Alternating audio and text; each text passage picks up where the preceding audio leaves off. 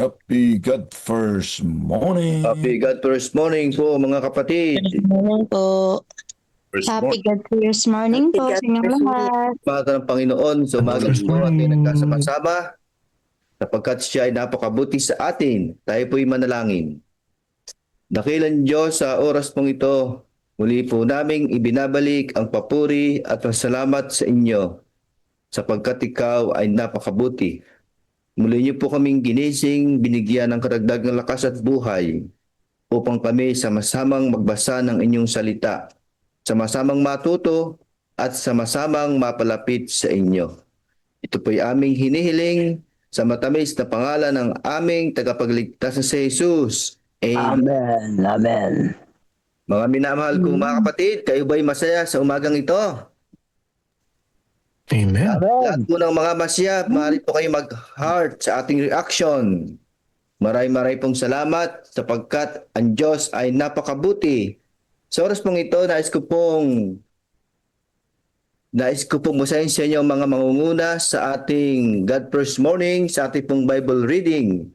Tayo papangunahan po ni Pastor Marlon Sakdalan at ang kanyang babasahin ay ang 2 Samuel chapter 4. Ano po mga kapatid?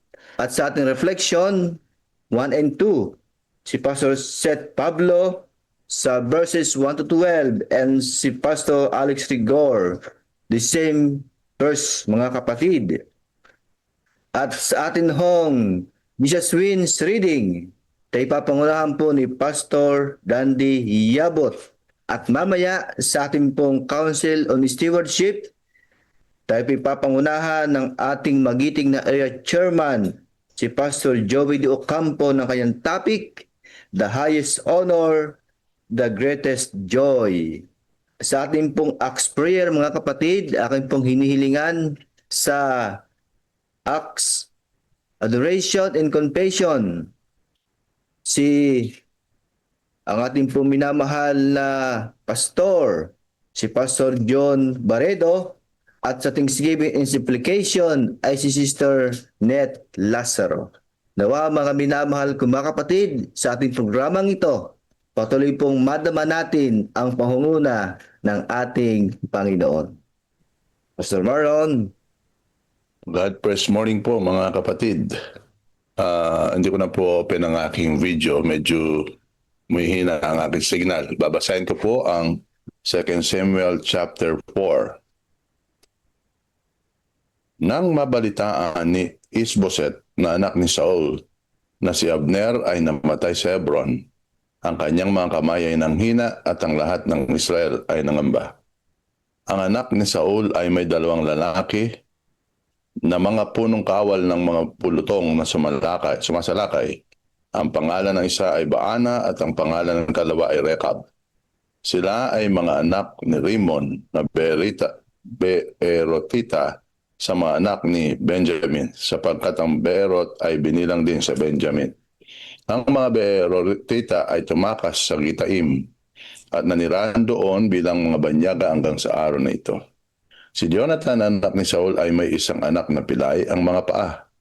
Siya'y 5 taong gulang nang dumating ang balita tungkol kina Saul at Jonathan mula sa Jezreel.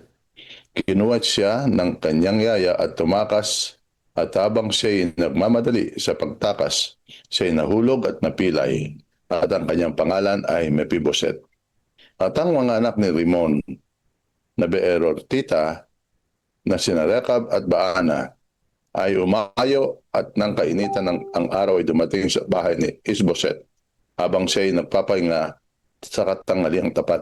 Sila'y pumasok sa bahay na parang kukuha ng trigo at kanilang sinaksak siya sa tiyan. At sina Rekab at Baana na kanyang kapatid ay tumakas. Sila'y nakapasok sa bahay habang siya'y nakahiga sa kanyang higaan sa kanyang silid. Kanilang sinalakay siya, pinatay at pinugutan ng ulo. Kinuha nila ang kanyang ulo, tumalis na tinahak ang araba buong gabi. Kanilang dinala ang ulo ni Isboset kay David sa Hebron. Sinabi nila sa hari, narito ang ulo ni Isboset na anak ni Saul, na iyong kaaway na nagtangka sa iyong buhay. Ipinagiganti ng Panginoon ang aking Panginoong hari sa araw na ito kay Saul at sa kanyang binhi. Sinagot ni David si Rekab at si Baana na kanyang kapatid na mga anak ni Rimon na Beer Rotita. Habang buhay ang Panginoon na siyang tumubos ng aking buhay mula sa bawat kaguluhan. Nang sabihin sa akin ng isang tao, tingnan mo, si Saul ay patay na nag-aakalang nagdadala siya ng magandang balita, ay aking hinuli siya at pinatay ko siya sa Siklag na siyang gantimpalang binigay ko sa kanya dahil sa kanyang balita. Gaano pa kaya kung pinatay ng masasamang lalaki ang isang taong matuwid sa kanyang sariling bahay, sa kanyang higaan? Hindi ko ba hihingan o hingin ngayon ang kanyang dugo sa kanyang kamay at puksain kayo sa lupa? Inutusan ni David ang kanyang mga kabataang tauhan, at kanilang pinatay sila, pinutol ang kanilang kamay at mga paa, at ibinitin ang mga iyon sa tabi ng tipunan ng tubig sa Hebron. Ngunit kanilang kinuha ang ulo ni Isboset at tinilibing sa libingan ni Abner sa Hebron. Gusto ko lang magbigay ng konting Pastor, reflection. Una, yung pong pagtitiwala sa Diyos ang kailangan at hindi sa tao. Kasi si Isboset ay natakot nung mamatay si Abner, sa halip na magtiwala sa Diyos, ay para bagang ang kanyang tiwala ay nandun kay Abner. Ang pangalawang puntos na gusto kong dalhin ay yung pagpatay ni Rekab at si Baana. Yung kanilang personal gain at saka personal reason, yung nang dagdala ng kapahamakan sa kanila. Actually, hindi sa pagtatanggol kay David, kundi personal gain ang gusto po nila makuha doon. Yun ay magdadala talaga sa kapahamakan sa tao. Salamat po. Lahat po ay magsabi ng Amen. Amen. Amen. Po si Amen. Seth Pablo kung narito na magbigay po ng refleksyon. Morning po. Good morning. At first morning po. Good. First morning. First morning, Pastor Good Seth. morning. Again. Sa akin po, ang Friend, open ka ng video kung kaya mo. Para makilala ka ng mga kapatid. sige pa. Kaya ba? Yan. Yun po. Okay. Okay talaga yung kapatid. For me po, ang nakita ko po doon sa reading po natin ay yung kahalagaan po ng paghintay natin sa timing po ng Panginoon. Yan nabanggit po kanina ni Pastor, yung sa ginawa po ni yung magkapatid, yung pagpatay po nila doon sa anak po ni Isboset, na parang meron silang gusto gawin na para mapunta na sa posisyon si David. Parang gusto nilang mapadali. So gumawa sila ng mahakbang na ganon. At kapag napunta na nga sa posisyon si David, ay yung kanilang personal gain, yung gusto nilang makuha ay makukuha nila. Nakala nila ihatid sila sa success. Pero yun pala, ihatid sila sa isang napakatinding downfall. So, parang nakita ko po doon mga kapatid na ganito po kadelikado or ganito po kahirap kapag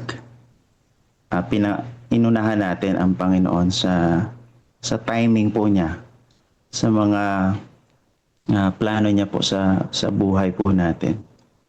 Kapag tayo ay humakbang po na talagang hindi po sang-ayon po sa timetable na nilatag niya po para sa atin, ay imbis na ikakabuti po natin, ay ito po ay ikakapahamak po natin mga kapatid. Kaya po talagang napakahalaga na in every aspects of our lives, kahit na sabihin nating maliit na bagay, actually doon nga tayo talagang ah, sinusukat ng Panginoon din yung mga maliliit na bagay ay lagi natin hihingi yung guidance ng Panginoon. Ay mas lalo na po kung sa mga mas malalaking mga bagay. Kaya talagang every step, whether it is small steps or big steps, ay talagang let's seek the guidance of the Lord. At talagang hingin natin yung wisdom po niya upang ang banal na kalooban po niya ang mangyayari po sa atin. Or else, kapag pinangunahan po natin ng Panginoon, yung mamadali tayo, hindi tayo makahintay sa kalooban po niya, ay baka ganun po ang mangyari po sa atin. Kakapahamak po natin. Heartbreaks, pain, kapalit, at siyempre ayaw naman po natin mangyari yung ending ng magkapatid. Kundi minsan ang nangyari po mga spiritual death po, no? Napapalayo tayo sa Panginoon, napapariwara ang buhay po natin. So, yun lamang po siguro po ang akin po maano dito ay yung talagang let's trust the timing of God, every steps na ano natin, ihakbang natin. Talagang let's seek the guidance of the Lord. At naniniwala po ako na lahat po yun ay hatid tayo sa tunay na success. At ang Panginoon ang bahala po magpahala po sa atin. At tayo ihatid po doon sa mga bagay na makakabuti po sa atin. And especially po, mga bagay po na magbibigay po sa atin ng tunay na kasiyahan. So, I hope that we will trust God's timing at hayaan natin na makinig tayo sa anuman po ang ipinapagawa sa atin ng Panginoon sa ating pong mga buhay. So, yun naman po ang aking pong nakuhang lesson from this. Happy God First Morning po sa ating lahat. Salamat. Amen. Amen. Amen. Salamat. Amen. Salamat, Pastor Seth. Ngayon po, Pastor Alex Rigor, are you there? Kung wala po si Pastor Alex Rigor, ay meron po bang nais mag-volunteer na magbigay po ng reflection sa oras na ito na may kinalaman sa 2 Samuel chapter 4 verses 1 to 12. Pastor Seth Magas, paki-open ang iyong cam kung maaari, kung malakas ang iyong signal. Salamat. Sir, may nasigal din sa akin. Okay. Good morning po, God first morning. Morning. Po ay papasalamat sa ating Panginoon. Alam mo, kapatid, habang binabasa natin po ang chapter na ito, maganda po ang sinasabi mga kapatid. Kung atin po titinan po ang theological core ng chapter na ito mga kapatid, ang Diyos po ay hindi naluluwalhati sa masamang paraan. Ang pinakamalinaw na mensahe ng kabanata ito mga kapatid ay hindi naman kinikilala ng Diyos ang kasamaan bilang instrumento ng katumparan ng kanyang kalooban. Bagaman si David ay tunay na pinili ng ating Diyos, mariin niyang tinanggihan ang pagpatay kay Isboset na kapatid. Salip na ginantimpalaan sina Rechab at si Baana, sila po ay hinatulan. Kaya nga sa titin natin yung theology doctrine ito na tinatawag na doctrine of God, ang Diyos ay holy. Hindi lamang sa layunin kundi pati sa paraan ng kanyang kalooban. Ay hindi lamang ano ang nangyari kundi paano ito mangyari. Ito yung tinatawag na right destiny, achieve truth, wrong means remain disobedience mga kapatid. Kaya nga ang integridad ni David, ang tugon ni David po ay sentro ng kabanata. Hindi siya natuwa sa magandang balita ng pagkamatay ng kanyang kaaway. Salip, pinili niya ang katwiran kaysa sa kapakinabangan. Ito po yung malinaw na prinsipyo na ang tunay na leader ay hindi sinasamantala ang kasalanan ng iba para sa sariling pag-angat. Kaya nga sa leadership theology, mga kapatid, ito yung ethical restraint na tinatawag. Ang kakayahang tumanggi kahit may personal na pakinabang. Kaya nga kung ating po titinan yung pinakang aral nito, mga kapatid, sa ating panahon ngayon, para po sa ating pamilya na itinuturo, ang kabanata ay ito ay palaala na ang diskarte ay hindi dapat isakripisyo ang dangal. Ang tagumpay ng pamilya ay dapat itinatayo sa katapatan, hindi sa panlalamang. Kaya nga ang mga anak po ay natututo hindi sa sinasabi natin kundi sa paraan ng ating paggawa. At ito rin po ay payo sa ating mga leaders sa ating simbahan, mga kapatid. Ngayon, kung ating titingnan sa modernong panahon ngayon na pamumuno, sa iglesia ngayon, may tukso na gamitin ang chismis para umangat. Masiyahan sa pagbagsak sa kapwa leader. Pero ang 2 Samuel po, chapter 4 ay malinaw, ang gawain ng Diyos ay hindi kailanman itinatayo sa pagkawasak ng kapwa lingkod ng Diyos. Kaya nga ito rin po ay palaala sa ating mga magagawa sa ministeryo, mga kapatid. Para sa mga nasa ministry, hindi lahat ng open door, mga kapatid, ay galing sa Diyos. Hindi lahat ng mabilis ay resulta ng banal, mga kapatid. Ito yung discernment is more important than opportunity. Kaya nga kung atin pong titingnan yung missional message ito sa panahon natin, mga kapatid, ang kaharian ng Diyos po ay itinalaga sa katarungan. Ang kabanatang ito po ay natuturo na ang kaharian ng Diyos ay hindi bunga ng karahasan, hindi rin ito bunga ng paglinlang, at hindi rin po pinapabilis ang kasalanan. Kaya nga maganda po yung missional theology, mga kapatid, dito. God's kingdom advances through righteousness, not ruthlessness, mga kapatid. Ito yung tinatawag na ruthlessness, mga kapatid. Kaya nga sa ating pong pawakas, mga kapatid, na reflection, mga kapatid, sa isang mundo na natuturo ng the end justice justifies, mga kapatid, the means, ang 2 Samuel chapter 4 po ay matapang na sumasalungat sa Diyos. Ang paraan ay kasing kalaga po ng layunin. Kung ikaw po ay magulang, piliin natin ang tama kahit mahirap. Kung tayo po ay leader ng iglesia, pangalagaan ang kabanalan higit sa resulta. At kung tayo naman po ay manggagawa, maghintay sa tamang gawa ng Diyos. Tandaan natin, mga kapatid, mas mabuti ang mabagal na tagumpay na may integridad kaysa mabilis na panalo na may kasalanan. Wala po at God first morning sa atin lahat. Salamat, Pastor Seth. Basahin po ang ating kapatid na nag-comment. Amen. From Sunny Talusan, Amen. kapag ang Diyos ay tila tahimik, madalas na iniisip ng mga tao na kailangan na sila ay kumilos. Ngunit sa 2 Samuel chapter 4 ay pinakita ng Diyos na kapag tayo ang kumikilos sa maling paraan, napipigilan natin ang kanyang gawain. Sa day 5 ng ating 10 days of prayer, tinawag tayo ng Diyos na mapalaya mula sa tukso ng pagmamadali.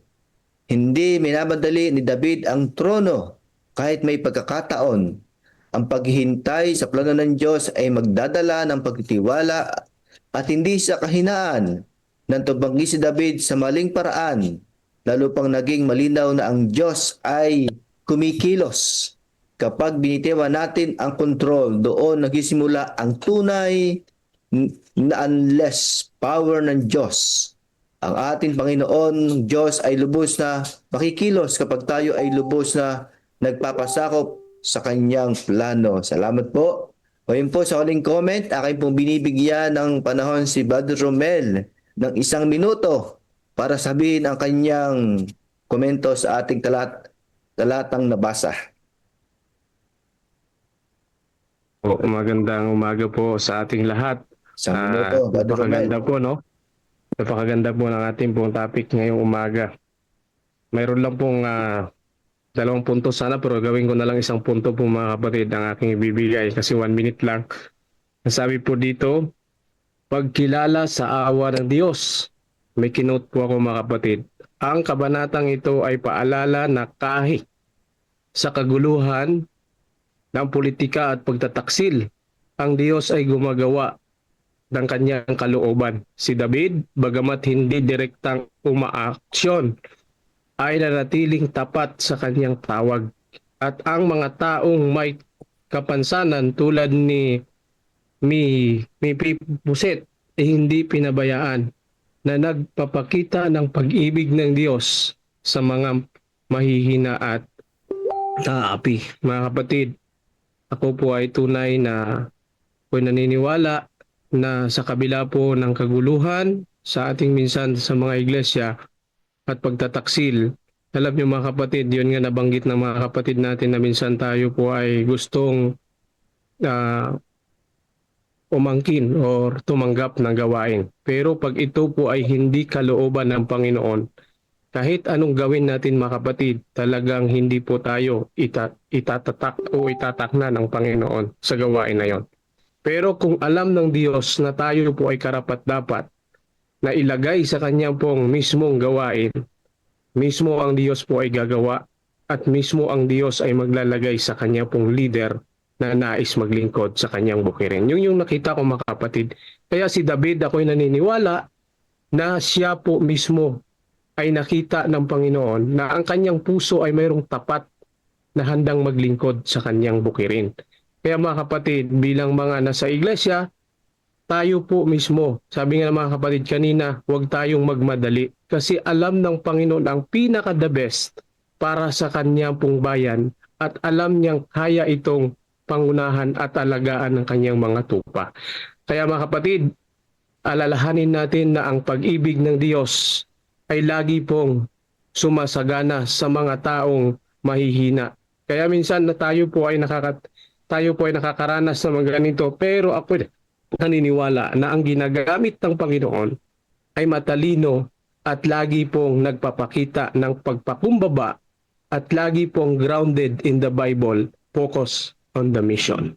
Kaya mga kapatid, God bless sa ating lahat and happy God first morning po. Thank you so much, Brother Romel. Ang aking pong hinilingan si Pastor Sakdalan na manalangin sa oras na ito. Tayo po ay manalangin. Dakila at mapagpala po namin Diyos, aming muling binabalik ang napakatas na papuri at pasalamat sa inyo. Sa aming pong binasang kapitulo ng 2 Samuel, marami pong lesson kami makukuha, Panginoon. Alam namin na ang kaaway gagawa ng lahat ng bagay pang wasakin ang inyong pong mga anak. Subalit ang inyong kalooban pa rin na siyang mangyayari. Patuloy po namin pinapasakop ang buhay po namin sa inyo. Patuloy po kami pangunahan sapagkat kung kayo pong mangunguna sa amin, hindi po kami mapapahamak. Patuloy po namin hinihiling ng Banal na Espiritu ang siyang palaging kagabay sa amin upang ang daan naming tatahakin ay palaging daan ng katwiran. Salamat po. Patuloy naming hinihiling ang presensya niyo maranasan po namin sa mga habang ito sa banal na pangalan po ng Panginoon Hesus. Amen. Amen. Amen.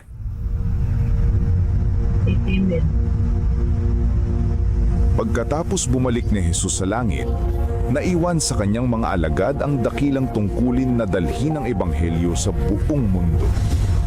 Puspos ng banal na espiritu, ang mga lalaki at babaeng ito ay buong tapang at kapangyarihan na ipinangaral ang mensaheng kanilang natanggap at abutin ang lahat ng sulok ng mundo. Ngunit hindi ito nangyari nang walang matinding pagtutol. Una mula sa mga Hudyo at pagkatapos mula sa pamahalaang Romano. Maraming Kristiyano ang nanatiling tapat hanggang kamatayan. Tiniis ang pagpapahirap at kahihiyan sa harap ng mga masayang manood sa Circus Maximus at Colosseum sa Roma at sa buong imperyo. Gayunpaman, ang dugo ng mga martir ay naglatag ng daan para lalo pang lumaganap ang ebanghelyo. Pagkalipas ng mga taon ng pag-uusig ng mga emperador ng Roma, isang emperador na nagngangalang Constantine ang nagpahayag ng kanyang pagtalima sa Kristyanismo noong 312 AD. Naging tanyag ang Kristyanismo, ngunit kasabay nito ay pumasok din sa simbahan ang maraming paganong kaugalian at simbolo, lalo na sa Roma. Ang obispo ng Roma ay unti-unting nagkaroon ng higit na kapangyarihan at autoridad at nagsimulang tutulan at usigin ang mga taong kumikilala kay Jesus lamang bilang ulo ng iglesia at tumatanggap sa Biblia lamang bilang pinakamataas na pamantayan ng katotohanan.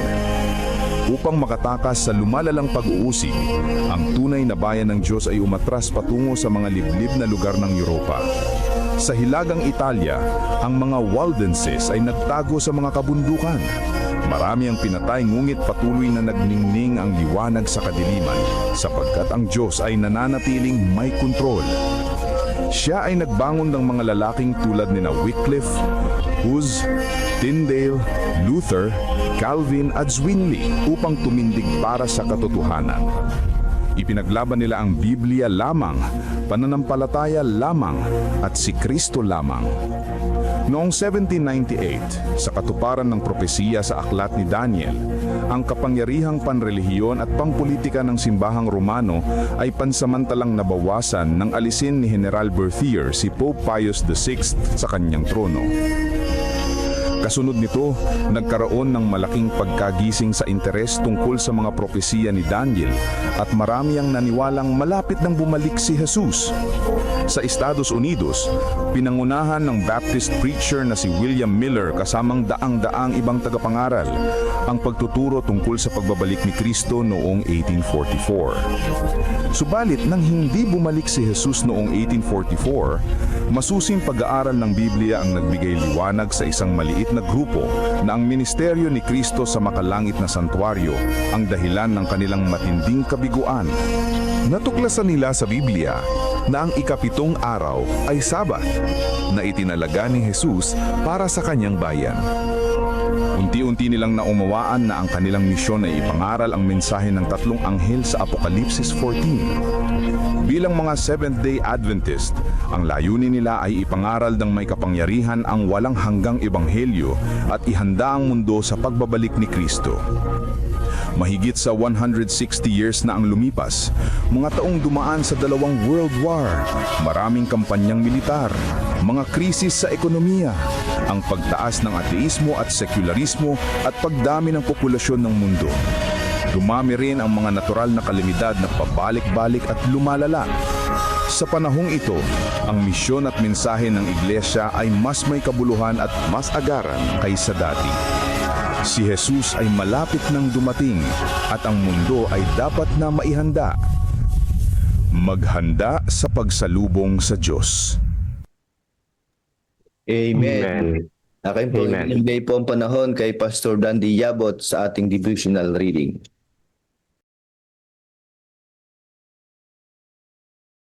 Happy God first morning po sa lahat. Happy God first morning. Kung malakas pa yung Pastor Dandy, pakibukas po ng inyong video. Maraming pong salamat. Bakit hindi mas buksan to? Pastor Rene, Arnie, sa inyo ata ang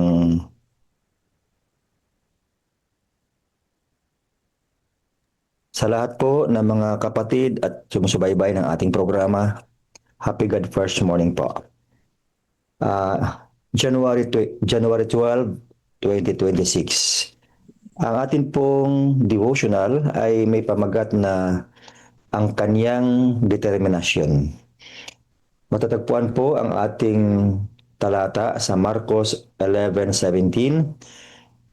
Ang wika, hindi ba nasusulat, ang aking bahay ay tatawaging bahay panalangin para sa lahat ng mga bansa. Ngunit ginawa ninyo itong yungib ng mga magnanakaw. Pasimulan ko po ang ating devotional. Ang mga magulang ay nakikipaglaban para sa kapakanan ng kanilang mga anak. Nakikipaglaban pa sila sa isang umaatake kapag ang kaligtasan ng isang bata ay nasa panganib. Isang babae na ang kaniyang sasakyan ay ninakaw na may kasama pang maliit na bata sa loob ay nakipaglaban na umaatake at humawak sa likurang bumper ng sasakyan. Habang tumatakbong palayo ang sasakyan, hindi siya bumitaw. Ang kanyang anak ay mas mahalaga sa kanya kaysa kanyang sariling buhay. Siya ay lumabas sa balita na may mga nakabindang kamay dahil sa mga pinsalang natamo. Ngunit masaya siyang hawak ang kanyang anak. Si Jesus ay determinado na ipagtanggol ang lahat ng kaniyang mga anak mula sa mga pang-aabusong relihiyoso, pang-ekonomiya at etniko. Ang templo ay naging isang walang bungang institusyon katulad ng punong igos na walang bunga. Panahon na upang gumawa ng hakbang tungkol dito. Kaya't nilinis ni Jesus ang templo mula sa kapaligirang parang negosyo at mga ngalakal sa bulwagan ng mga hintil. Sa pagkakataong may hindi nakaunawa sa kanyang ginagawa, nagsimula si Jesus na turuan sila kung ano ang lahat ng ito. Hindi ba nasusulat, ang aking bahay ay tatawaging bahay panalangin para sa lahat ng mga bansa. Ngunit ginawa ninyo itong yungib ng mga magnanakaw. Mas detalyado ang pagsalaysay ni Marcos kumpara sa ibang mga ebanghelyo sa mga sipi ng mula sa mga kasulatan na ginamit ni Jesus upang ipaliwanag ang kanyang mga aksyon. At sa paggawa nito ay tinutulungan tayong bigyang kahulugan ang puso ng usapin. Ang unang bahagi ng turo ni Jesus ay nagmula sa Isaiah 56 verse 7. Isinasama ni Marcos ang mga salitang para sa lahat ng mga bansa. Mula sa talatang iyon, pinoprotektahan ni Jesus ang orihinal na layunin kung bakit dinisenyo ang templo.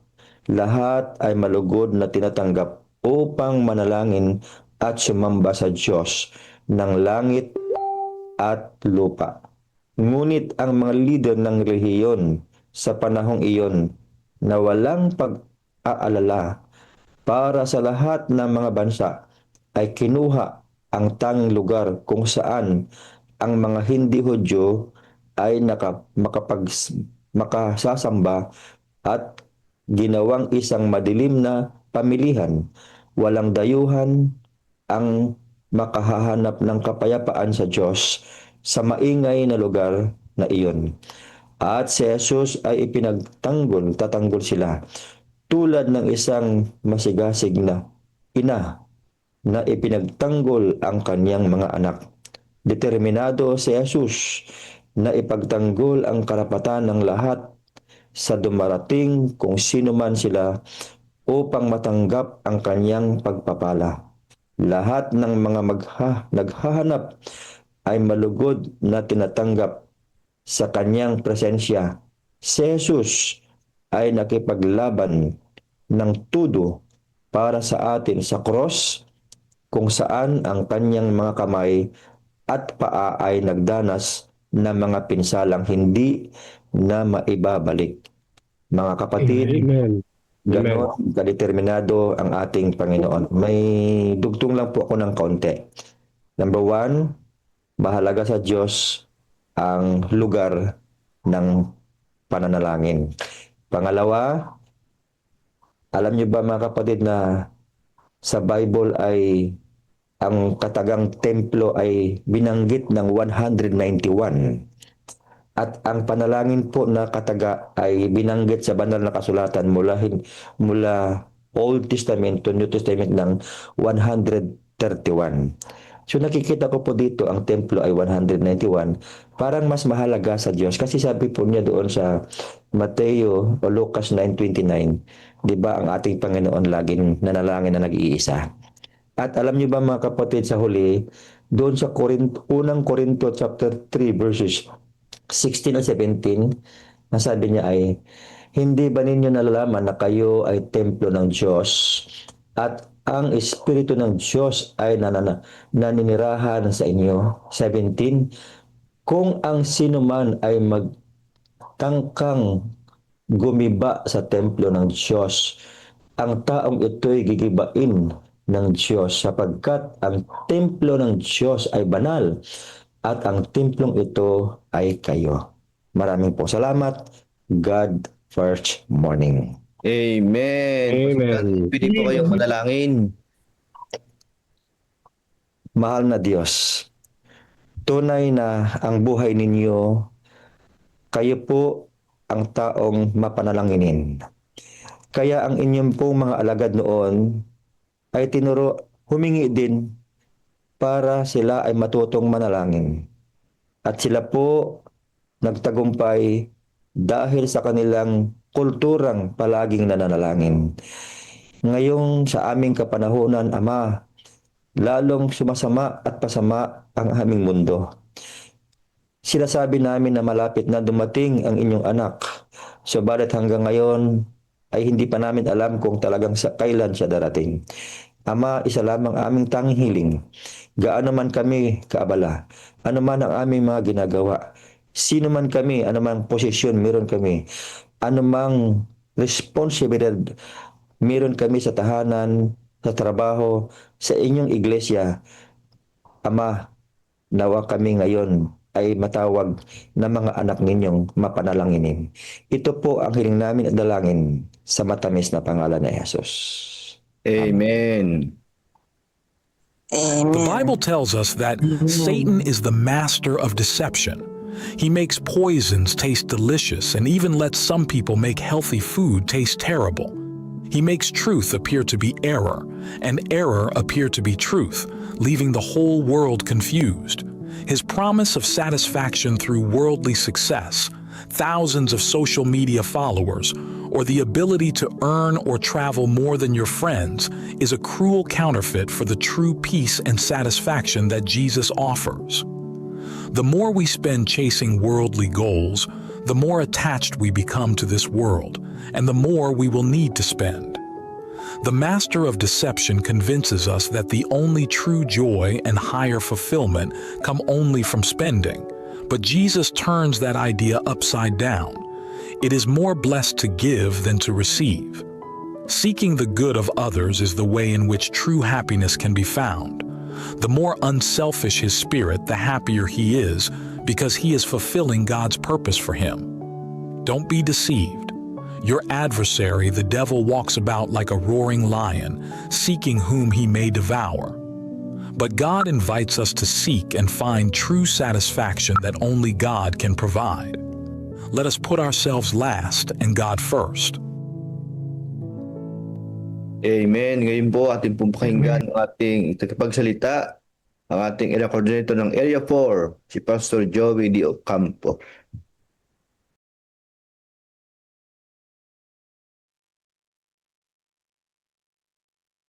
Ayan, magandang umaga po mga kapatid, ano? Happy God first morning. First morning po. Ako po ay naghihintay ng special number. Kalimitan kasi kapag may speaker, mayroong special number, Brother Edmond, ano? So, baka gustong mag-special number muna ni Pastor Jerry Estabillo, ang ating presidente. Okay, anyway, ay hindi pa maganda yung ayos ng boses, kaya exempted muna siya. Wala munang special number. Akin po tinitingnan ang oras ay medyo mahaba-haba pa. Ibig sabihin, binigyan talaga ako ng mahabang panahon ni Pastor Ernie para isalaysay yung napaka-exing portion ng ating pong babasahin ngayong umagang ito sa Council on Stewardship.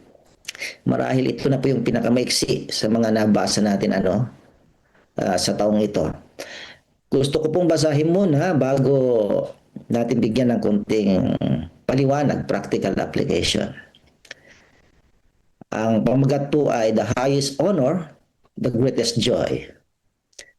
God is the source of life and light and joy to the universe. Like rays of light from the sun, blessings flow out from Him to all the creatures He has made. In His infinite love, He has granted men the privilege of becoming partakers of the divine nature, and in their turn, of diffusing blessings to their fellow men. This is the highest honor, the greatest joy, that it is possible for God to bestow upon men. Those are brought nearest to their Creator, who thus become participants in labors of love. He who refuses to become a laborer together with God, the man who for the sake of selfish indulgence ignores the wants of his fellow men, the miser who heaps up his treasures here, is withholding from himself the richest blessing that God can give him. Hango po ito sa Review and Heralds, December 6, 1887, at naitala po sa Council on Stewardship, page 23, paragraph 3. So, kung atin pong iisa-isahin mga kapatid, itong mga nabanggit sa atin pong babasahin, marami po siyang puntong gustong dalhin sa atin, Pero, unawain po natin mga kapatid, kung atin pong titingnan ang pananaw ng mundo, pagkaminsan ang katanyagan o kaya karangalan o kaya madalas, ito po ay maaring sukatin o kaya nasusukat sa tinatawag nating status ng buhay, yung kanyang kayamanan, yung kanyang titulo, maging yung kanyang impluensya sa kapaligiran. At marahil dito po nahahango ang usaping tagumpay o karangalan ng isang tao. Ngunit kung atin pong titingnan mga kapatid sa mata ng Diyos, ang tunay na karangalan at kagalakan ay hindi nakasalalay kung gaano karami ang ating mga tinatanggap. Okay. Kundi ito ay nakasalalay sa kung papaano tayo nakikibahagi sa ating pong Panginoong Diyos. Ito po ang marahil nasasabi sa sulating ito ni Ellen G. White na pinakamataas na karangalan at pinakadakilang kagalakan na kung saan ay ibinibigay ng Diyos bilang pribilehiyo sa kanyang mga anak na makibahagi sa kanyang gawain, lalong-lalo na ito ay nakaugat sa kanyang lalim na pagmamahal. Tingnan po natin yung unang linya ng ating pong babasahin. Ang sabi po dito, kung ating pong isasalin sa Tagalog, ang Diyos ang pinagmulan ng buhay, liwanag, at kagalakan ng buong sansinukob. Okay. Very practical po, Sinabi ni Ellen G. White na talaga ang pinagmumulan ng buhay, nagmumulan ng liwanag at kagalakan ay walang iba kundi ang Diyos. Siya ang author nito. So, ibig sabihin mga kapatid, kung atin pong titingnan talaga, ang Diyos ang siyang bukal ng lahat ng kabutihan. Hindi siguro naman siya magiging author o magiging pinagmulan ng kasamaan. Bagamat sa aklat ng Isaias ay nabanggit doon na ang Diyos ay lumikha ng kasamaan. Pero iba po ang konteksto noon. Dahil ang Diyos ay mabuti, siya ang pinagmumulan ng lahat ng kabutihan mga kapatid.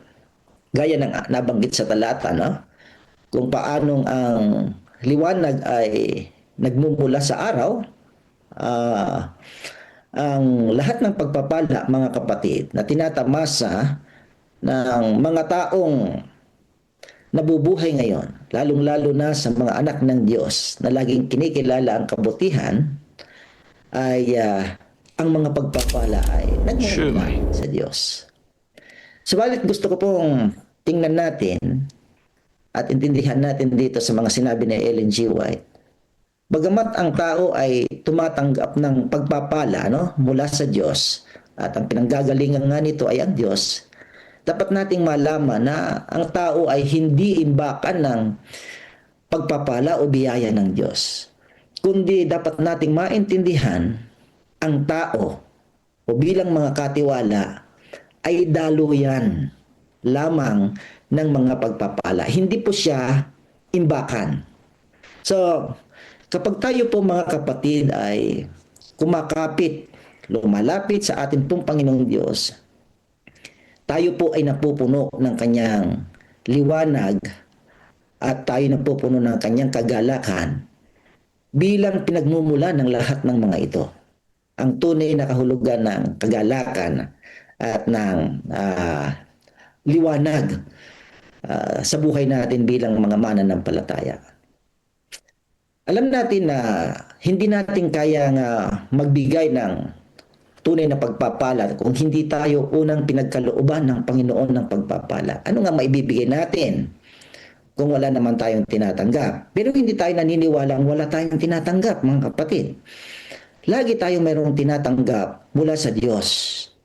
Kaya lang pagkaminsan ay nagiging parang ang pakiramdam natin, nagiging imbakan. Ito yung pananaw lang ng tao, no? Pagkaminsan, nagiging imbakan lang siya ng pagpapala sa halip na siya ay maging daluyan ng pagpapala. So ayun po, pinakilala sa atin na ang Diyos ang pinagmumulan ng buhay, liwanag at kagalakan. Kung atin pong titingnan, sinabi rin ni Ellen G. White sa mga talatang ito na atin pong binabasa, tingnan po natin. Sabi niya doon sa wikang Tagalog, tulad ng mga sinag ng liwanag mula sa araw, ang mga pagpapala ay dumadaloy mula sa kanya patungo sa lahat ng kanyang nilalang. Gaya ng sinabi ko mga kapatid, ang disenyo ng Diyos ay ang pagdaloy, hindi isang imbakan. At tingnan po natin, kapag huminto yung pagdaloy, nawawalan ng kahulugan yung layunin ng biyaya. Kasi kapag pinag-usapan po natin yung biyaya, the word biyaya o pagpapala ay nangungusap na siya ng pagdaloy. Dumaloy, nagmula sa Diyos, mayroon siyang pagdaloy. Ano po? At dapat tayo, dadaluyan din ng pagpapala. Kaya kapag huminto ang wika doon, kapag huminto yung tumigil yung daloy ng pagpapala, ibig sabihin, yung purpose at layunin nito mga kapatid ay nawawala. Kaya, alalahanin natin ang Kristiyano, buhay natin bilang mga mananampalataya ay hindi lamang dapat sa laging pagtanggap, kahulugan ng pagtanggap. Hindi lang yung laging ang pananaw ay tumatanggap at hindi dumadaloy. Dapat ay maramdaman po natin mga kapatid yung pagiging daluyan at pakikibahagi doon sa tunay na layunin ng pagdaloy ng biyaya ng ating pong Panginoon. Sa ating pong mga pangkasalukuyan, matagal ng teorya, alam natin na ang kaisipan, kapag ang tubig daw ay dumadaloy, buhay ang pananaw, buhay. Pag maganda ang daloy ng ilog, ay buhay ang ilog na yan. Pero kapag ito ay nakatigil lang, walang pagdaloy na nangyayari, ang sabi nila patay. Parang Dead Sea, tanggap ng tanggap, wala namang output. So kaya tinawag na Dead Sea. So tayo bilang mga mananampalataya, mga kapatid, gayon din. Okay. Tayo po ay ginawang pinagkalooban ng pribilehiyo ng Panginoon na maging kabahagi ng daluyan ng pagpapala. At kapag nawala ito, alalahanin natin, mawawala yung sigla ng ating pong espiritual na buhay at yung purpose ng Diyos sa buhay po natin na maging daluyan ng pagpapala. Kaya napakaganda at mahalagang isipin natin mga kapatid na hindi tayo imbakan ng biyaya at pagpapala ng Diyos, kundi daluyan ng pagpapala ng Diyos.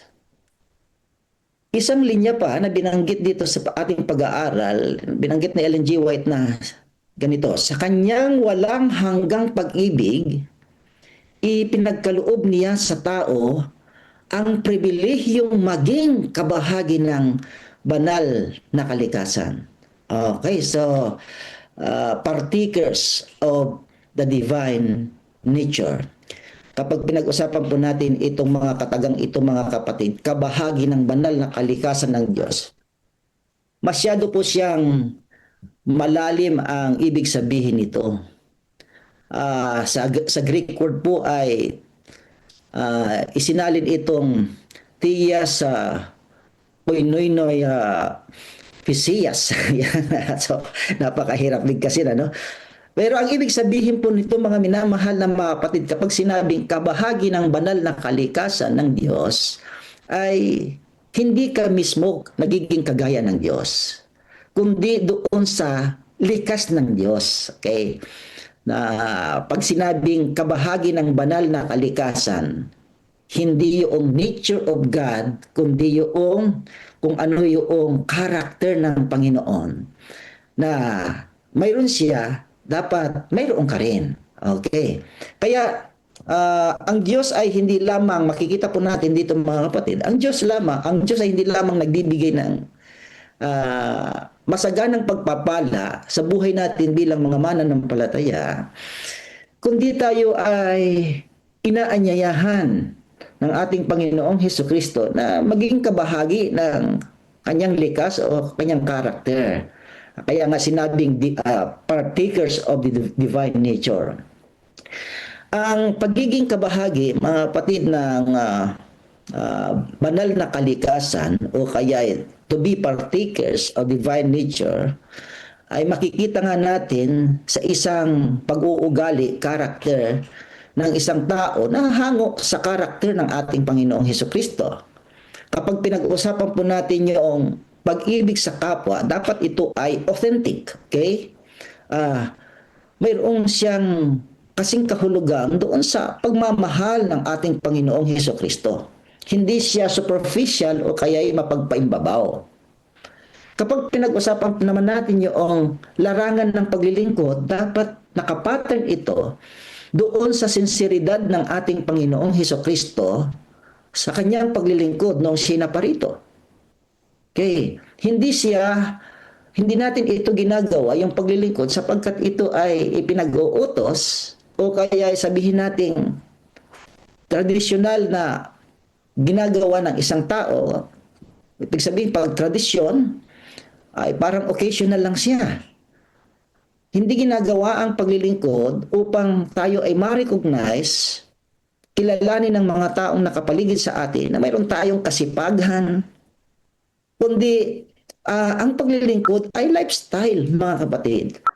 So, ito yung ilan sa mga kahulugan ng kabahagi ng banal na kalikasan. At kapag pinag-usapan naman natin yung sakripisyo, okay, sakripisyo, dapat ay mayroon din pong kasing lalim ng sakripisyo ng ating Panginoong Hesukristo. Ang sa atin po, mga paglilingkod, mga kapatid, ay kailangan talagang malakipan ito ng sakripisyo. Nararamdaman, naalala ko yung sinabi ni Pastor Nelson mga nakaraan, mayroon siyang word na ginamit, mayroong kurot, parang gano'n, mayroong kurot, mayroong sakripisyo, mayroong dating. Kapag hindi mo nararamdaman yung kunting kurot o kay dating, ang sabi doon ay walang sakripisyo. Ay ang ating Panginoong Hesukristo, mayroon pong sakripisyo. Buhay at kamatayan ay dinanas ng ating Panginoon. Yung buhay, mayroon pong sakripisyo at nagdala ito sa kanyang kamatayan. So, mayroong hirap na dinaanan. Ayun yung ibig sabihin ng kabahagi ng banal na kalikasan ng ating pong Panginoong Diyos. Nagiging makabuluhan sa atin mga kapatid yung salitang habag at awa na likas ng ating Panginoong Hesukristo. So, ito yung pinakamalaking pribilehiyong ipinagkaloob sa atin ng Diyos na maging kabahagi sa banal na kalikasan. Okay? To be partakers of divine nature. Kaya nga ang tunay na kabanalan ay may dala po ng laging pagmamalasakit sa ating kapwa o sa ibang tao na nakapaligid sa atin. Okay. Another thing na binanggit ni Ellen G. White sa kanyang aklat na ito na pinag-aaralan natin ay sabi po sa Tagalog, ito ang pinakamataas na karangalan, ang pinakadakilang kagalakan na maaring ipagkaloob ng Diyos sa tao. Yun po yun. Yung pong partakers of the divine nature. Ito yung pinakamataas na karangalan at pinakadakilang kagalakan na maaring ipagkaloob ng Diyos sa tao. Ano? Tama po yun. Kasi, na siya kumbaga, nandoon na lahat Kapag naranasan mo yun, yung ikaw ay kabahagi sa likas, banal na likas, ay masasabi natin, mga minamahal na mga kapatid, tayo po ay natatangi sa paningin ng Diyos. Mayroon tayong special na pabor mula sa Diyos. Mayroon tayong kasiguruhan na nasa piling tayo ng Diyos sapagkat naging kabahagi tayo ng kanya pong divine nature. Kaya nga mga kapatid, hindi po titulo, hindi po posisyon o kaya karangyaan o kayamanan ang pinag-uusapan dito, kundi ang pinag-uusapan dito ay magkaroon tayo ng malalim na pakikibahagi sa gawain ng Diyos bilang pinagkalooban ng pinakamataas na karangalan at pinakadakilang kagalakan na yung tayo ay maging partakers of divine nature. Kaya nga ang mga taong pinakamalapit sa Diyos, mga kapatid, ay nakikibahagi sa gawain ng Diyos. Mayroon pong pagtitiis para sa kapakanan ng iba at gawain ng Diyos. At laging inuuna yung pangangailangan ng iglesia, pangangailangan ng kapwa, kaysa yung pangsariling kaginhawahan. At yun nga po ang itinuro ng Panginoong Hesukristo sa panahon ng kanya pong paglilingkod. Doon po tayo inaakay, mga kapatid. At ang isang magandang ilustrasyon dyan ay kapag tayo po ay nagsindi ng isang kandila at nagsindi tayo ng panibago, hindi po nawawala yung liwanag ng unang sindi. Kundi kapag tayo po ay nagsindi ng panibagong kandila, mas lalo pong lumiliwanag, mga kapatid, mas lalong nagkakaroon ng mas maraming liwanag. Ibig sabihin, mga kapatid, ganito, habang tayo po ay lumalapit sa ating pong Panginoon na siyang liwanag, nagiging liwanag din tayo, ibig sabihin, nagiging daluyan ng liwanag ng ating Panginoon kasi nga, liwanag ng Diyos, ginawa tayong liwanag, mas lalong nagiging malinaw kung ano yung ebanghelyo ng ating Panginoong Diyos sa pamamagitan natin. Kaya maalala po natin yung diniscuss ni Pastor Marvin kahapon. Di ba? Ganda ng kanyang discussion kahapon. Nagiging liwanag tayo dahil nakakabit tayo sa ating Panginoong Hesukristo. Mas lalong napapalawak at dumadaloy yung liwanag na mayroon tayo. Sinabi rin dito sa ating pag-aaral na ganito, ang tumatangging maging kamanggagawa ng Diyos ay ipinagkait sa kanyang sarili ang pinakamayamang pagpapalang maaring ibigay ng Diyos. Ito po yung kakabit, mga kapatid, o kaya kasunod noong salitang partakers of divine nature. The moment na tayo po ay naging partakers of divine nature, dumadating yung pribilehyo, mga kapatid, na tayo po ay naging kamanggagawa ng Diyos. We are co-laborer together with God. So, ibig sabihin, ang makasariling buhay kung ating pong titingnan mga kapatid ay hindi lamang ito nagbibigay ng pangit na impresyon o kaya sabihin nating unconscious sinning against others, kundi ito ay pagkawala ng pagpapalang maaring ipagkaloob sa atin ng Panginoon. Kaya ang sabi diyan sa ating pong binabasa, ipinagkakait sa kanyang sarili ang pinakamayamang pagpapalang maaring ibigay sa Diyos. Kaya nga ang taong inuuna ang luho, mga kapatid, at nag-iipon lamang ng kanyang kayamanan at binabaliwala yung pangangailangan ng iglesia na dapat maging sariwa sa kanyang kaisipan at binabaliwala yung pangangailangan ng iba, nawawalan siya ng tunay na kahulugan ng kagalakan na nagmumula sa Diyos. Maging yung presensya ng Diyos, nilalayuan niya, lumalayo siya sa presensya ng Diyos. At siyempre, nawawalan siya ng yung kanya pong spiritual purpose ay nawawala. Hindi nagiging meaningful. Kaya ito po'y ilan sa mga babala sa atin mga kapatid na lalahanin natin na hindi kinukuha ng Diyos yung pong ating kagalakan, kundi tayo mismo actually ang nagkakait nito sa ating mga sarili sa pamamagitan ng pagiging makasarili. Okay? Ang pananaw ay imbakan lang ng mga pagpapala, hindi daluyan ng pagpapala. Kaya nga, kung gusto po natin maranasan yung tunay na kagalakan, ay maaari pong ito matagpuan sa matapat at mataimtim na paglilingkod sa Diyos at sa kapwa na gaya ng ipinaglingkod ng ating pong Panginoong Diyos.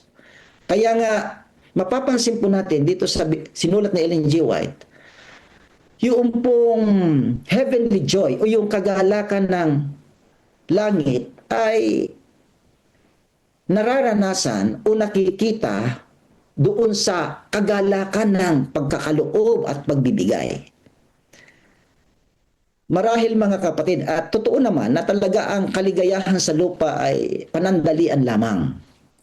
Ngunit yung kagalakang ini-offer sa atin na nagmumula doon sa tunay na kahulugan ng paglilingkod na ipinakita ng Panginoong Diyos na maging likas na natin bilang co-laborer or laborer together with God, ay inagdadala po ito ng walang hanggan. Mayroon pong epekto ito for eternity. Kaya nga ang pagiging laborer together with God, mga kapatid, ay isang karangalan, isang pribilehyo, isang kagalakan. At ito yung sinasabi ni Ellen G. White na the greatest honor, okay? The highest honor and the greatest joy na maaaring maranasan ng isang tao. Kaya nga ang tanong sa atin ay gaano ba karami? Hindi yung gaano karami ang aking tinatanggap na pagpapala at biyaya. Ang tanong sa atin ngayon mga kapatid ay, ako ba talaga ay nagiging daluyan ng pagpapala ng Diyos sa iba at sa kaiglesia? Yung bang aking paglilingkod ay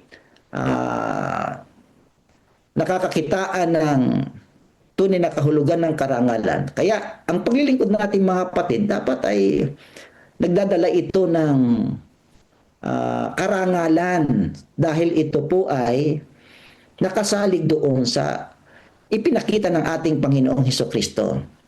Sa pagbabahagi po natin, dapat nararanasan natin yung tunay na kagalakan. Kaya nga sa pakikibahagi, mga kapatid, sa gawain ng Diyos, lalo po tayong napapalapit sa ating pong Panginoon, sa ating pong manlilikha.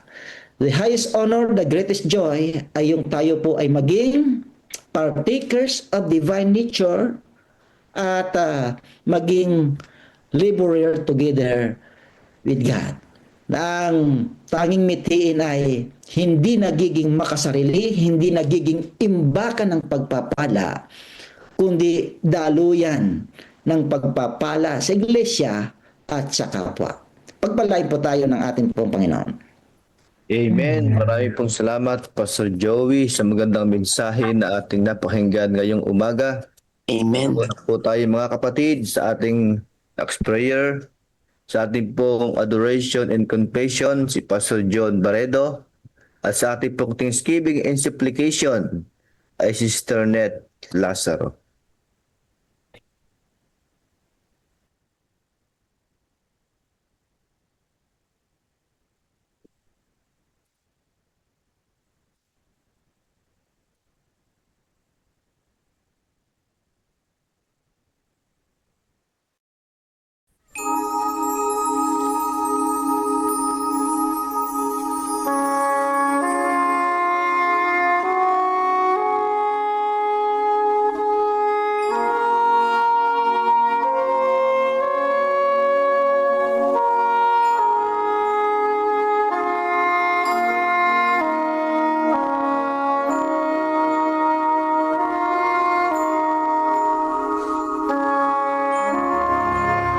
Wala, bakit po namin Diyos. Kami po Panginoon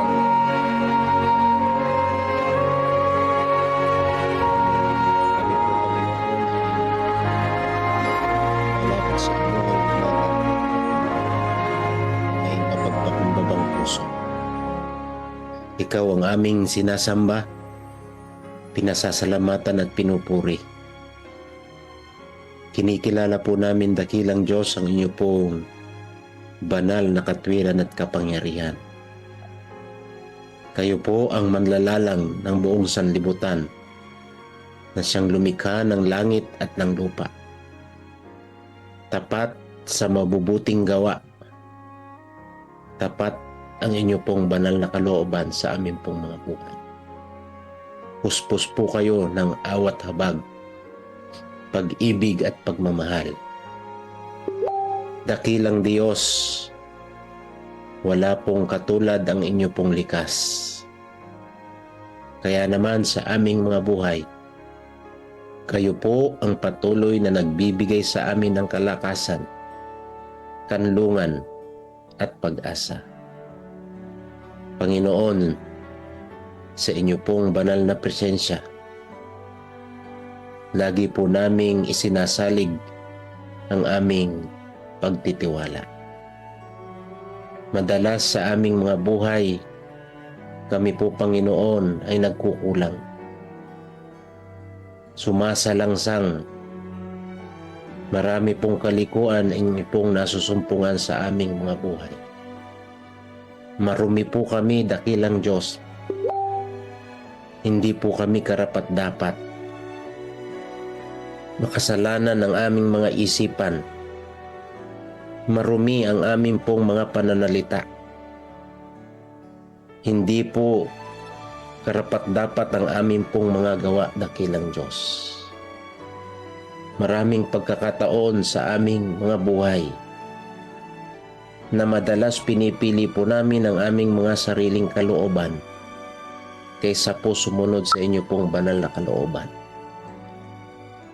Dakila po naming Diyos, sa umaga pong ito, binubuksan po namin ang amin pong mga puso. Hindi po baga maaari, Panginoon, na ito po'y inyo pong muling linisin upang madama po namin, Panginoon, ang inyo pong walang hanggang pagpapatawad. At sa ganon, Panginoon, kami po ay patuloy na hahayo na mayroon pong malinis na puso. Gagawa na may kabanalan at laging sasang-ayon po sa inyo pong mga banal na kalooban. Dakila po naming Diyos, sakupin niyo po kami. Baguhin po ninyo ang aming buhay sang-ayon sa likas ng aming Panginoong Yesus. Marami pong salamat dakilang Diyos na patuloy po naming mararanasan ang inyo pong biyaya sa aming mga buhay.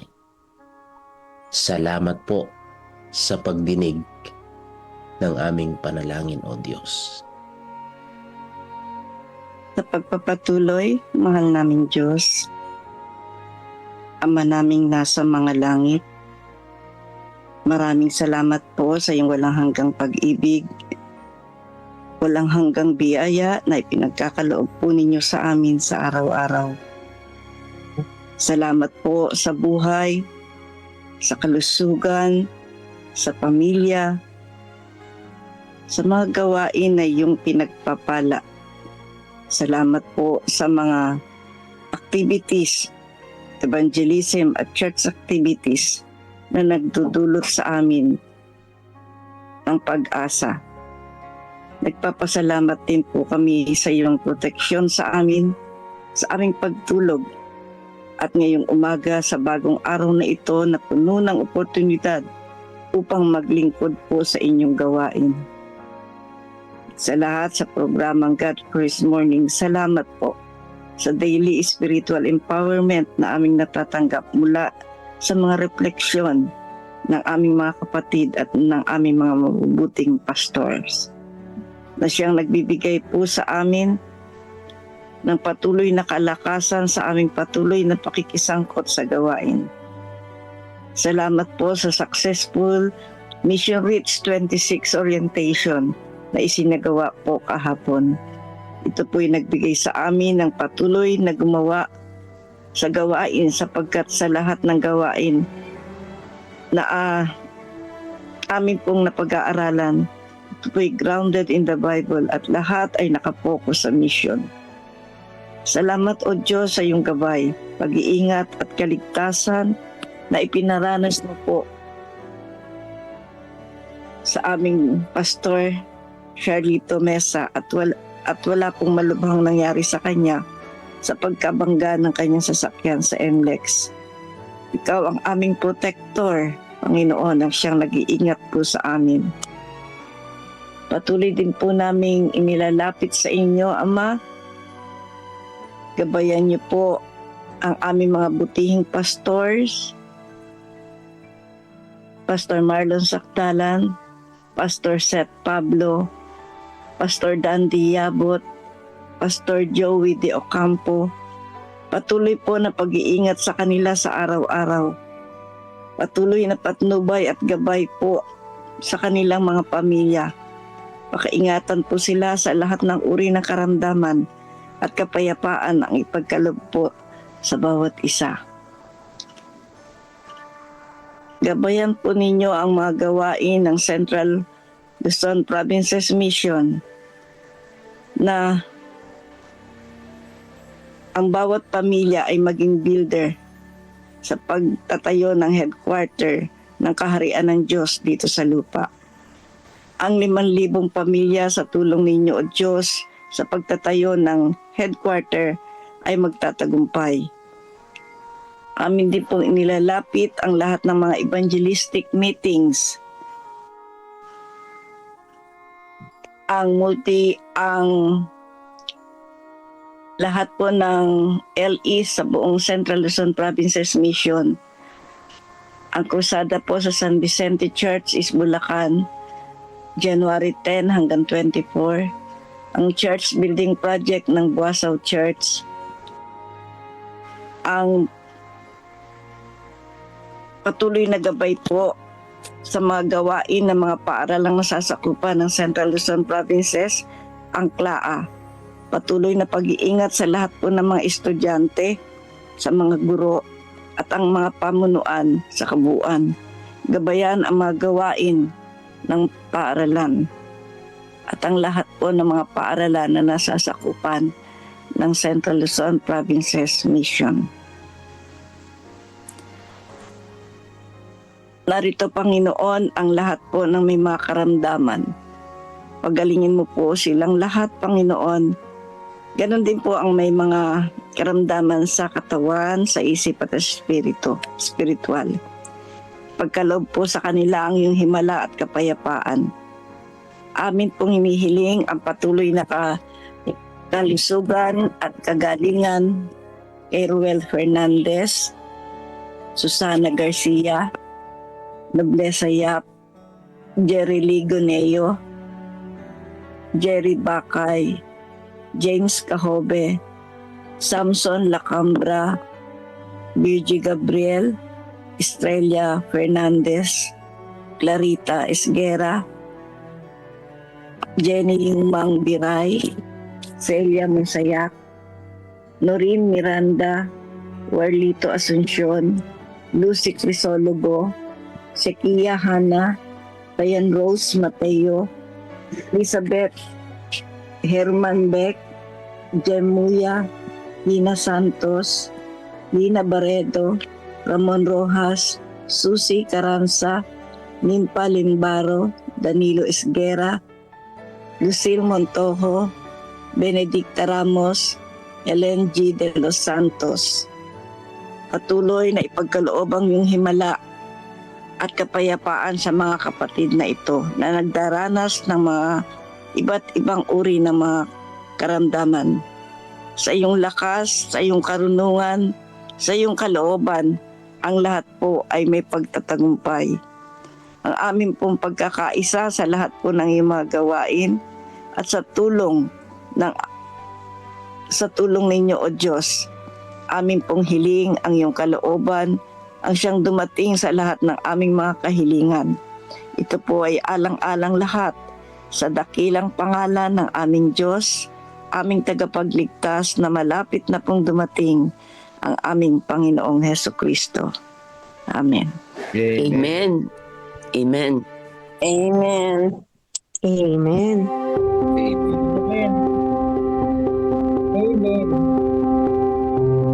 Ano ang mangyayari kung lahat ng Adventista sa Central Luzon Provinces Mission ay ilalagay ang Diyos sa lahat ng bagay? Ano ang sinasabi ng Diyos na mangyayari kung ang kanyang bayan ay uunahin siya? Ang ilagay ang Diyos sa una ay humahantong sa masaganang buhay. Ang ilagay ang Diyos sa una ay humahantong sa mapalad na buhay. Ang ilagay ang Diyos sa una ay humahantong sa mabungang buhay. Ang ilagay ang Diyos sa una ay humahantong sa buhay na pinapatnubayan ng Diyos. Ang ilagay ang Diyos sa una ay humahantong sa buhay na nakatuon sa kaharian. Ang ilagay ang Diyos sa una ay humahantong sa maunlad na buhay. Ang ilagay ang Diyos sa una ay humahantong sa matagumpay na buhay. Ang ilagay ang Diyos sa una ay humahantong sa buhay na may misyon. Ang ilagay ang Diyos sa una ay humahantong sa buhay na numero uno, ulo, hindi ang buntot. Humahantong ito sa isang buhay na makapangyarihan at walang limitasyong pakinabang. At sila na sa lahat ng bagay ay ginawang una ang Diyos at huli at pinakamahusay ay mga pinakamasasayang tao sa buong mundo. Saan tayo tutungo mula dito at ano ang tamang bagay na gawin? Sa pamamagitan ng biyaya ni Jesus, ating ilagay ang Diyos sa una sa lahat ng bagay. At saka magbigay ng inspirasyon at turuan ng iba na gawin ang katulad nito.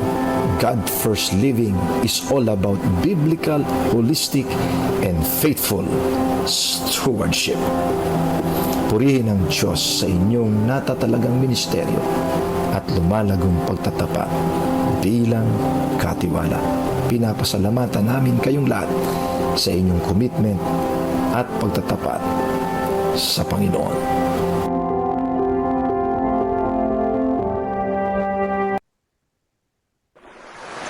Amen. Amen.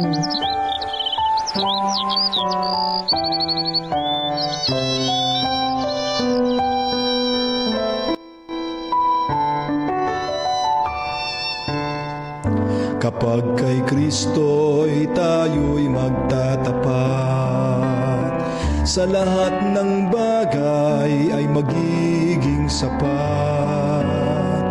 Sa bawat oras namang patnubay, tiyak na kakamtin walang hanggang buhay. Ang Diyos ay nangako sa mga taong tapat, sa lahat ng bagay ay magiging sapat. Atin siyang purihin sa lahat ng oras, awit ng pagluwalhati ating itaas.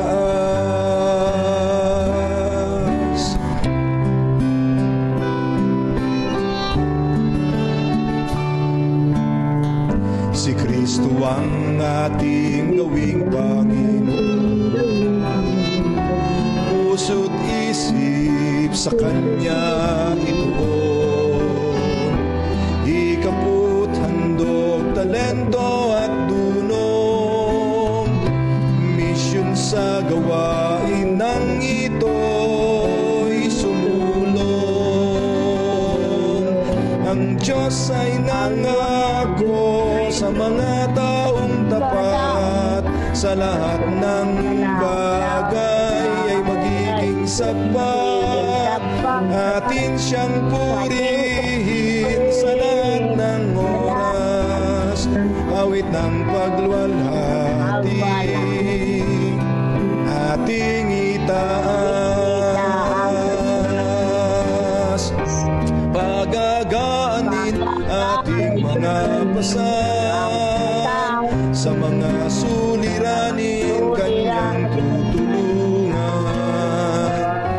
Magtiwala tayo't Siya ang tawagan, tunay na ligaya ay makakamtan.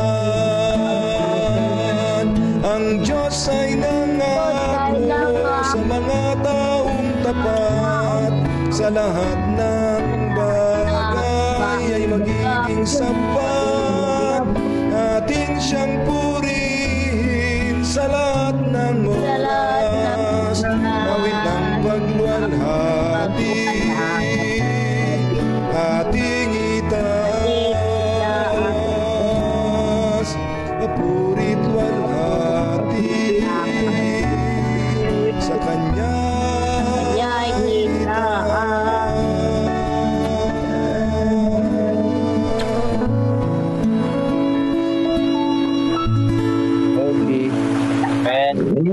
prayer. Amen po. Tayo po'y manalangin.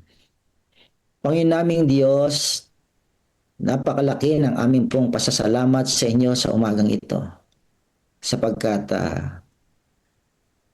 oras ay inyo pong ipinagkaloob sa amin upang ilaan ang aming papuri at pagsamba sa inyo.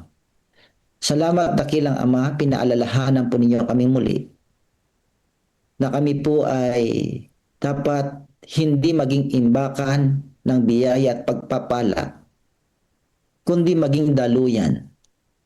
Kung magkagayon, amin pong matuntun ang mithiin at layunin nito, na kami ay maging daluyan ng pagpapala sa iglesia, daluyan ng pagpapala sa amin pong kapwa, sapagkat dito po ninyo kami dinala, Panginoon, bilang kabahagi ng inyo pong banal na likas at inyo pong kamanggagawa, lalong-lalo na sa kasalukuyang panahong ito, panahong malapit nang magwakas at magtapos.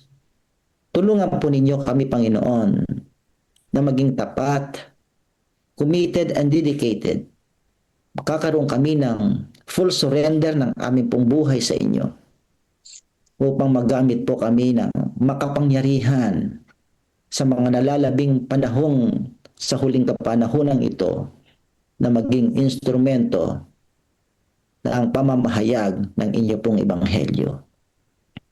Panginoon naming banal, amin pong itinatalagang muli ang amin pong buhay sa inyo sa maghapon.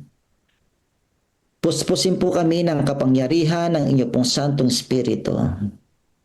upang kami po ay huwag magkasala laban sa inyo. Balutan po ninyo kami ng inyo pong katuwiran upang kayo ang mahayag sa amin at ang amin pong mga buhay ay maging buhay na patutuo ng amin pong tagapagligtas.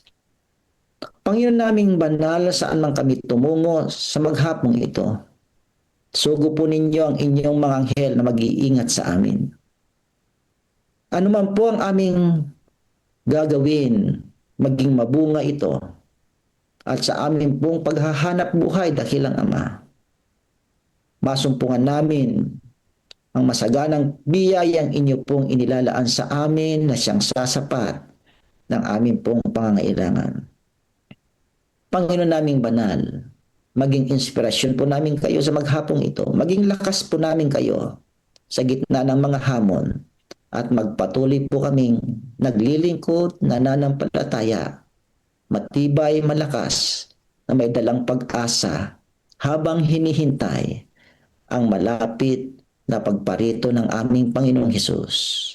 Ito po ang aming panalangin sa banal na pangalan ng aming Panginoong Hesus. Amen. Amen. Amen. Amen. Amen.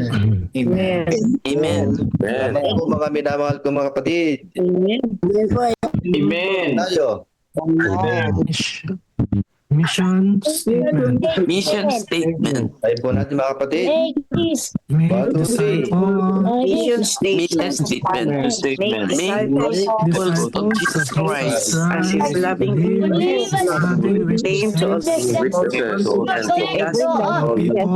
English messages,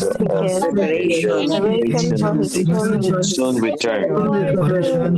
From return. are guided by the Holy Spirit, the Son promised mission, His mission, Christ,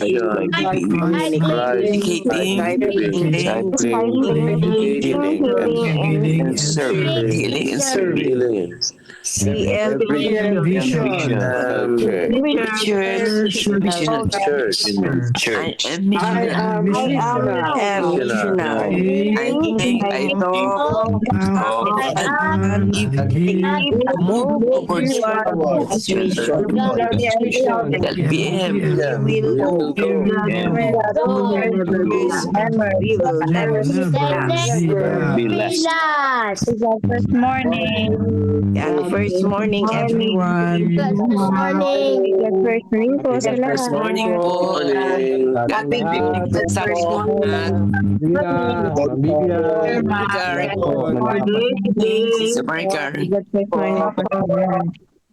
Good morning po.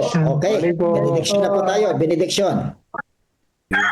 Kakatapos-tapusan mga kapatid, mangagpakasakdal kayo, mga aliw kayo, mangagkaisa kayo ng pag-isip, mga buhay kayo sa kapayapaan, at ang Diyos ng pag-ibig at ng kapayapaan ay isa sa inyo. Ang biyaya ng Panginoong Hesukristo at ang pag-ibig ng Diyos at ang pakikipisan ng Espiritu Santo ay sumainyo nawang lahat sa araw na ito. Amen. Amen. Amen. Amen. Thank you. Mga nakasama sa ating first morning, salamat po sa mga pagkakas. Salamat din po sa ating mga nakasusunod sa ating FB Live. Good morning, Good morning. Kapatid. Good morning. Reyes, Rebecca Robles, Elizabeth Texon, Rita Mendoza, Pele Cabanyas, Sirina De Leon, Yor Barrientos, Lucel Carope, Enid Ramos, maraming salamat, and Merna Cortez, Making Sipiska, and Josephine Nagit. Maraming pong salamat mga minamahal ko mga kapatid. Nawa tayong lahat ay sama-sama pagpalay ng Panginoon sa maghapong ito. God Amen. Hello. Bye-bye. Good po sa ating lahat. Morning po, Pastor Jerry. Ay, Pastor Jerry, good morning po. Morning. Morning. Brother Romel. Morning. Thank you po. Tayo, Father Edmond bilang. Father Romel. Kuya Elmer. Good morning po. Good morning po, Pastor Jerry. Morning, Gab-Gab. Morning, Gab-Gab. Good morning, Jairo. Morning. Siya, nagtatapos ang ating God First Morning Devotional sa umaga na ito. Purihin ang Panginoon sa umaga na ito. Nakakatuwa si Jairel, ano? Si Jairel ay masipag gumising ng maaga. God First Morning po sa atin lahat.